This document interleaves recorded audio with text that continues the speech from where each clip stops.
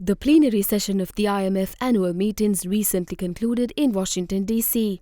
The session was joined by Vice Prime Minister and Finance Minister of Cabo Verde, World Bank Group President Ajay Banga, and Managing Director of the International Monetary Fund, Kristalina Georgieva. Entrepreneurs need the right conditions to start, to grow, to hire. Those don't happen by accident. And that is where we think we can bring something unique to our three-pillar strategy. The first, governments lead, often with input from the private sector, to build the human and physical infrastructure that underpins opportunity. It is roads, ports, electricity, digitization, education, skilling, healthcare. Our public arms, IBRD and IDA, finance these investments. They help countries use resources effectively and help to establish public-private partnerships. Second, a business environment with clear rules, a level playing field, and sound economic management. That means secure land rights, predictable taxes, transparent institutions, and so on, as well as responsible debt management and exchange rate policies. We support these reforms alongside the IMF through our knowledge bank using policy tools and performance-based financing.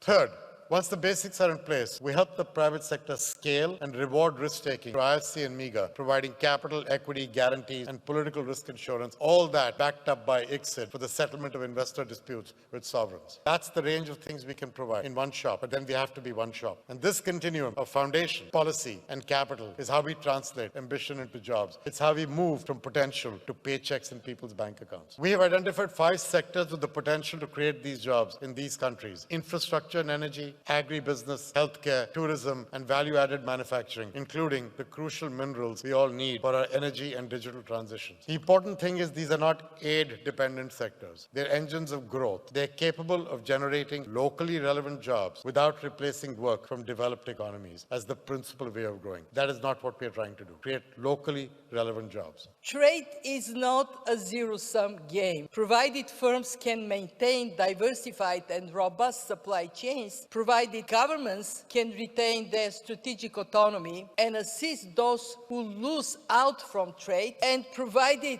this is very important, external balances are not unsustainably large. Imports and exports enhance welfare. No wonder the current uncertainty around trade policies and the risk of losing trade as an engine of growth are creating anxiety. Despite the sweeping policy shifts we have seen this year and defining many expert predictions, the global economy has held reasonably well thus far. World growth is projected to slow from 3.3% last year to 3.2% in 2020.